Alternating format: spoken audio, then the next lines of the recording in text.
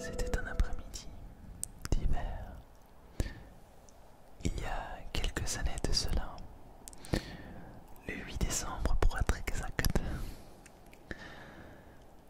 Nous nous préparions avec un ami pour un anniversaire. J'avais déjà plusieurs centaines de kilomètres dans mes pattes et j'étais plutôt fatigué. Les nerfs me maintenaient éveillé, car il fallait que tout se passe parfaitement bien.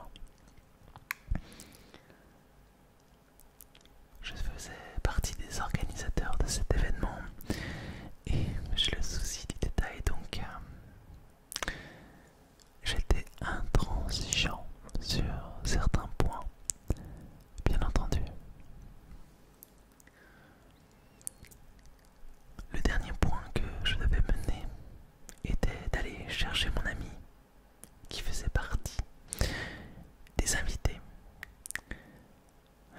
J'étais tout à l'heure avec lui, prêt à l'embarquer pour le voyage, bien entendu. Pour une superbe soirée.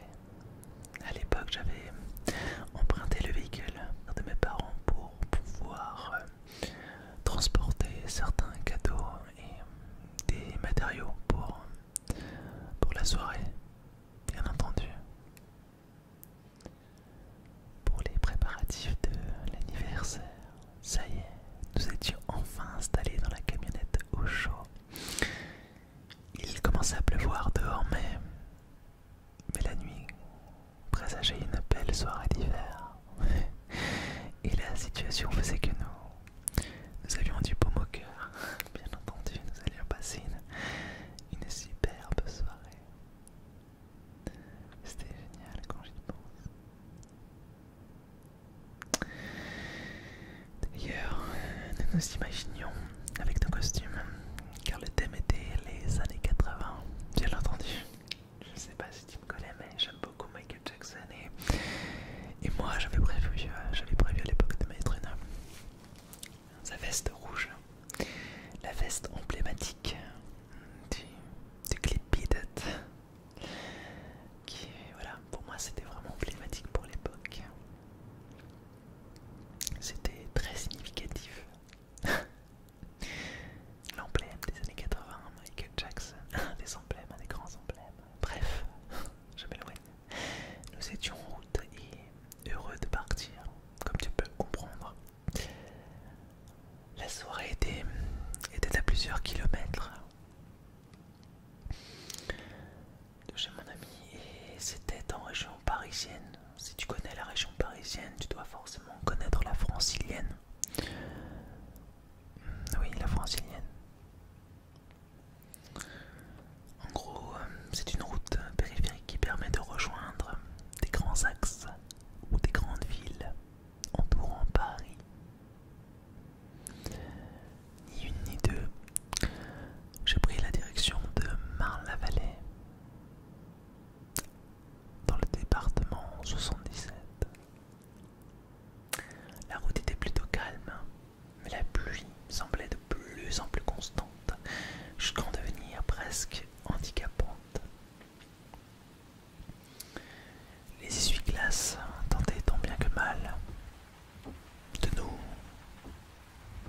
montrer la direction, ou plutôt tenter de nous libérer le champ de vision.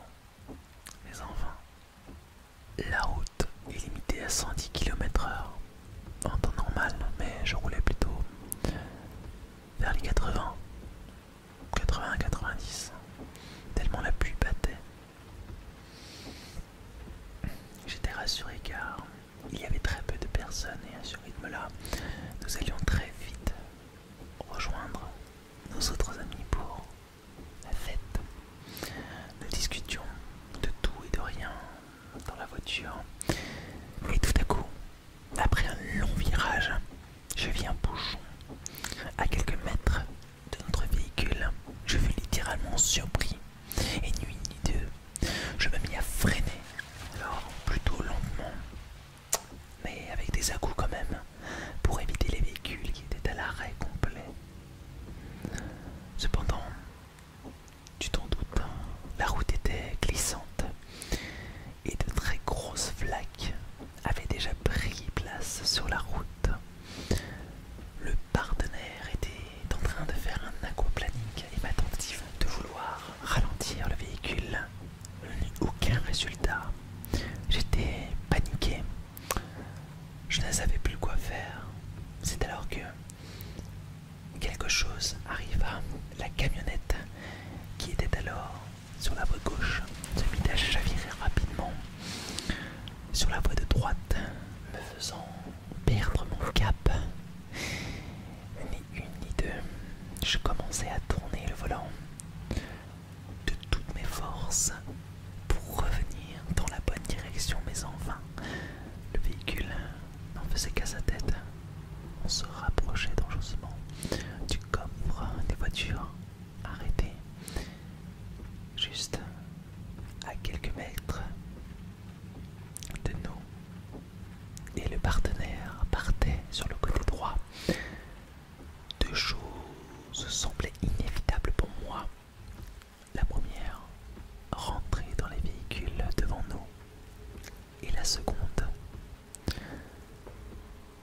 qu'une voiture nous rentre dedans sur le côté droit et que le choc nous fasse rebondir sur le terre-plein central.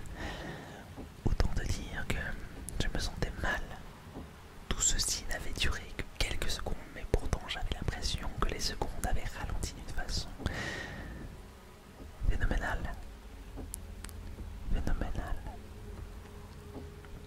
Comme si le temps avait décidé de s'arrêter net pour me faire vivre cette expérience. Tout espoir était perdu et c'est alors qu'une chose arriva. Un bruit sourd et violent se fit ressentir sur la porte du côté droit du partenaire, comme si une voiture avait percuté notre véhicule. Dans ma tête, je commençais à me trouver des raisons. Ça y est, il fallait juste se laisser aller. Rien n'était plus possible dans tous les cas. Et c'est alors que mes mains se firent projeter en arrière. Oui. Et que le volant se mit à tourner hyper rapidement devant moi. Je n'y croyais pas à mes yeux. Non, je n'y croyais pas à mes yeux. Je ne regardais plus la route. J'étais focalisé sur le volant. Vraiment. Et c'est dans ma tête et en regardant devant moi, j'ai constaté que le véhicule avait repris le droit chemin et que petit à petit, il prenait place parfaitement derrière une voiture sur notre voie. Sur notre voie. À la fin de cet embouteillage, j'ai commencé à regarder mon ami et aucun mot ne sortit. Nous étions tous les deux sous le choc de la situation et nous ne comprenions pas ce qui était arrivé. Je me suis mis à regarder si un véhicule nous avait percuté, mais je ne vis aucun signe de véhicule endommagé, en tout cas sur le côté droit. Il n'y avait aucune explication. J'avais senti une force m'extirper les mains du volant et nous avions entendu ce bruit et senti un choc sur la portière droite en arrivant à notre destination. Je me suis précipité pour vérifier la portière droite et la surprise fut là. Il n'y avait aucune trace. La camionnette était intacte. Je ne sais pas du tout si c'est ton cas, mais personnellement, je me suis toujours senti un peu à l'abri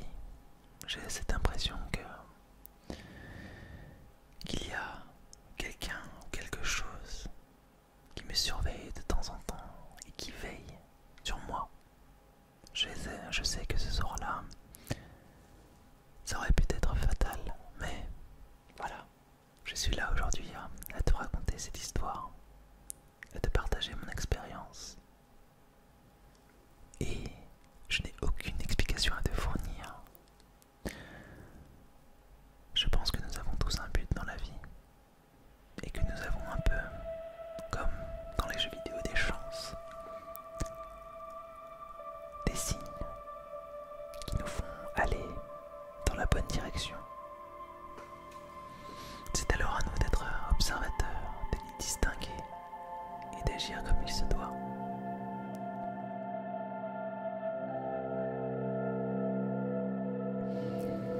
Cette histoire s'est passée durant l'été 2011. Ça n'allait pas fort. Nous avions de gros soucis financiers et beaucoup de choses tombaient une après l'autre. Un virage semblait inévitable. Cependant, dans la famille, nous sommes des personnes ayant cette manière de chercher des solutions au lieu de se morfondre. Malheureusement pour moi, à cette époque, je n'avais pas la possibilité matérielle de pouvoir aider mes parents. Je cherchais tant bien que mal des solutions jusqu'à cet après-midi où, après plusieurs recherches, je suis tombé sur un site étrange. C'était un site qui prenait la magie avec différentes incantations, recettes, prières et j'en passe. Personnellement, depuis mon plus jeune âge, je me suis toujours intéressé à la magie, mais je n'avais jamais essayé d'en faire, enfin plutôt, je n'avais pas la motivation ni la patience d'en faire. J'avais tenté 2 ou 3 tours, mais sans succès. Il n'y avait rien de sérieux dans mes actes. Ça demande beaucoup d'entraînement, de la discipline, et j'avais toujours entendu dire qu'il y avait qu'un pas entre la magie blanche et la magie noire. Mais à cet instant, j'avais l'impression d'avoir trouvé une solution pour aider mes parents. Je m'étais dit qu'il était temps de m'essayer à la magie et d'une façon sérieuse cette fois-ci. Même si pour certaines et certains ça paraît fou, inconcevable, j'y croyais et j'y crois encore beaucoup. À cette époque, il fallait le faire. J'étais résolument motivé. J'ai alors imprimé les étapes.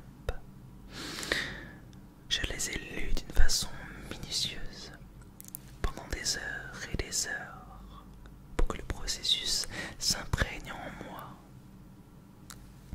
Il était dit que le résultat de ce sort magique ferait dupliquer la somme investie durant l'incantation. Même si je suis ouvert d'esprit, j'avais quand même des doutes. Ce que je m'apprêtais à faire était fou, il fallait se le dire. Il me fallait certains accessoires. Je suis alors allé au supermarché du coin pour me les procurer. 2 bougies vertes, des clous de girofle et des enveloppes. Toutes ces choses m'ont beaucoup marqué parce que c'était la première et la dernière fois que j'allais toucher à la magie. Les règles, c'était strict et le temps était compté, car l'incantation ne pouvait fonctionner que le soir de pleine lune. Pour le dernier accessoire, il fallait de l'argent. Un billet propre, pour être exact, c'est-à-dire sans pliure, etc. Intact. Je suis allé au distributeur et j'ai demandé 20 €, pas plus. À ce moment précis, je me suis dit que c'était un test et que si ça fonctionnait, je recommencerais. J'avais tout ce qu'il me fallait et je me suis mis à me mettre à l'œuvre. Dire les prières, mettre le billet dans une enveloppe et le cacher dans un lieu sûr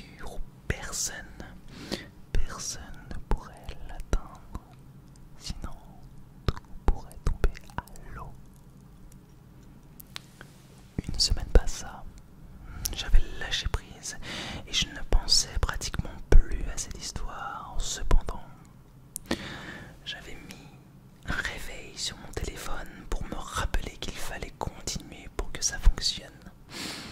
Selon le calendrier, nous étions le jour de la pleine lune, enfin, et c'était le bon soir pour faire ce que je devais faire. De la magie. Durant cette journée, je me souviens avoir eu le trac, mais aussi avoir ressenti de l'excitation. C'était la première fois que je m'investissais autant dans la magie. Et je voulais du résultat. Il fallait du résultat. La maison de mes parents est une longère et pendant des années, elle était en travaux. J'ai donc investi un coin de la maison inhabitée et propice à ce tour. Une pièce silencieuse à l'étage et surtout à l'abri de tous les regards. Il n'y avait qu'un seul moyen d'y aller, une seule porte pour y accéder. La pièce était poussiéreuse, j'y ai fait le ménage, y ai installé une petite table au centre de celle-ci. J'ai positionné une nappe blanche et de petits chandeliers pour qu'ils accueillent mes bougies vertes. J'ai positionné une nappe blanche, mes bougies vertes. D'ailleurs, si tu connais mes vidéos, tu as dû les apercevoir car je les utilise encore de temps en temps pour créer une atmosphère dans certaines créations.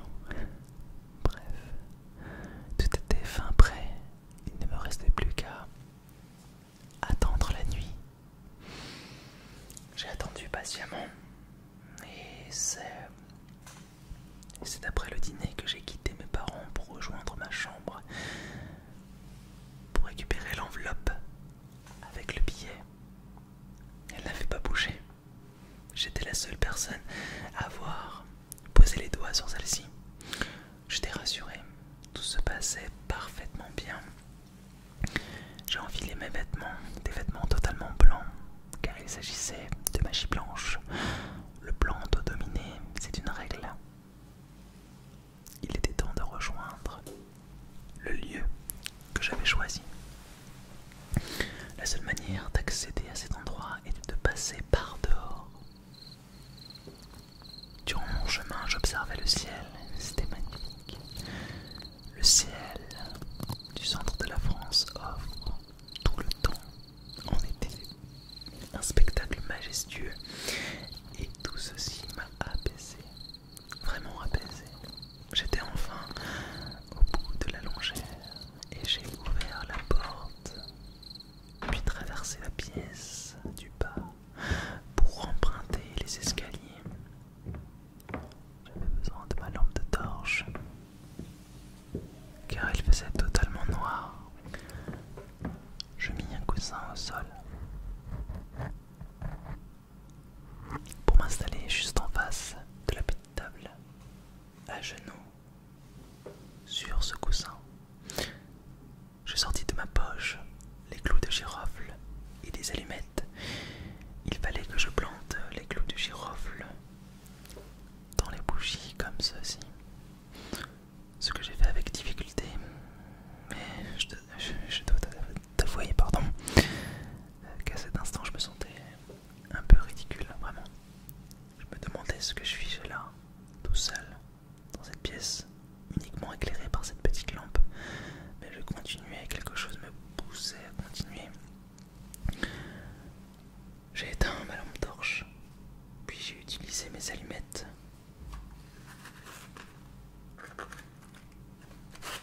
Pour allumer les bougies. Comme ceci. Et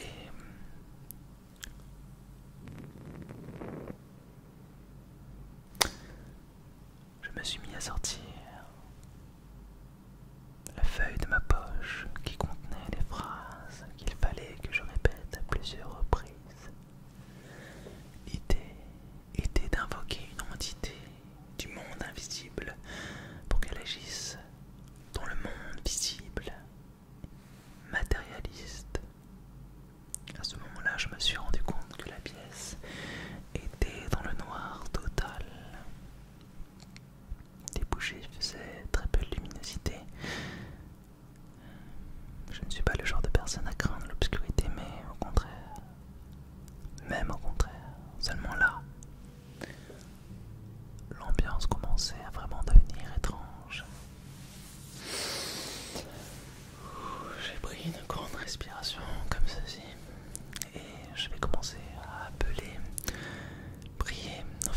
j'ai commencé à réciter ce qu'il fallait que je dise pour invoquer l'entité à l'aide de cette feuille. En disant ces phrases à haute voix, je me concentrais sur la lumière des flammes, des bougies, une seule source chaleureuse et rassurante de cet instant. Et là, il se passa quelque chose. La porte d'entrée du hall en bas se mit à s'ouvrir, puis se fermer. Je me suis tue en me retournant rapidement pour tenter d'observer, mais surtout d'écouter. Je ne voyais que du noir, car mes yeux n'arrivaient pas à s'adapter à l'obscurité à cause des bougies. Puis, ce qui était le plus inquiétant aussi, c'est que je n'entendais plus rien du tout. Derrière moi, c'était le néant, et devant moi, il y avait ces bougies et cette lumière aveuglante, des flammes. Je me suis mis à appeler mon frère pour savoir si ce n'était pas lui qui me faisait une blague, mais rien, plus aucun bruit. Alors j'ai continué à invoquer en regardant les flammes, et c'est alors que des bruits étranges en bas se fit encore entendre. Je me suis bloqué net et je ne disais plus un mot. J'écoutais.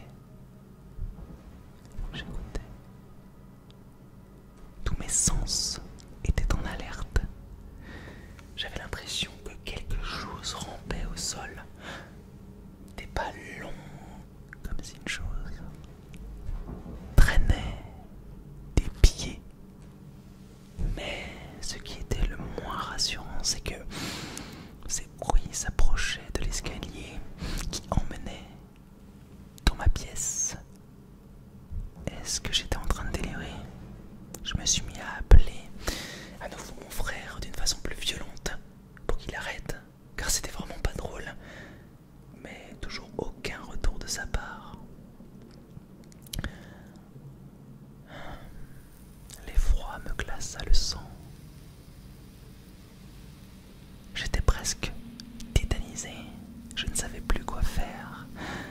J'avais beau regarder derrière moi, je ne voyais strictement rien. C'est à ce moment-là que je me suis dit, écoute Julien, si tu as appelé une entité, alors fais en sorte d'aller jusqu'au bout.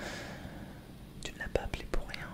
J'ai donc repris ma feuille et j'ai commencé à parler à haute voix et avec plus de conviction, plus d'autorité, pour invoquer et prier de toutes mes forces.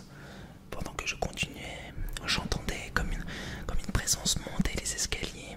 Lentement, les sons s'approchaient de plus en plus de moi. Mais je faisais comme si de rien. Et d'un seul coup, une des bougies se mit à faire des étincelles, puis à fondre, diminuer très rapidement. Puis l'autre fit de même. Finalement, les seules choses qui me rassuraient avaient l'air de filer. Je me suis retourné car le son était désormais presque derrière moi. Je ne voyais toujours rien. Il y avait une présence, j'en étais certain, mais je ne la voyais pas. J'ai commencé à demander ce que je voulais en présentant l'enveloppe devant moi, comme si quelqu'un se présentait devant moi, puis le silence revint, le calme avant la tempête, car tout à coup, les bougies se mirent à s'affaisser dangereusement, puis une multitude de coups sur les 4 murs autour de moi se firent entendre, partout autour de moi. Ça m'avait coupé la voix. Je ne pouvais plus bouger, plus rien dire. J'étais tétanisé. J'avais les yeux grands ouverts. J'étais comme une statue de pierre. Puis plus rien, plus un bruit. L'atmosphère changea totalement. Les bougies finissaient de s'effondrer lentement et les flammes se mirent à s'éteindre. Il se passa de longues minutes avant que je puisse enfin bouger correctement. La pièce était désormais illuminée par la pleine lune. Je décidai enfin de me lever pour quitter la pièce. Je n'avais qu'une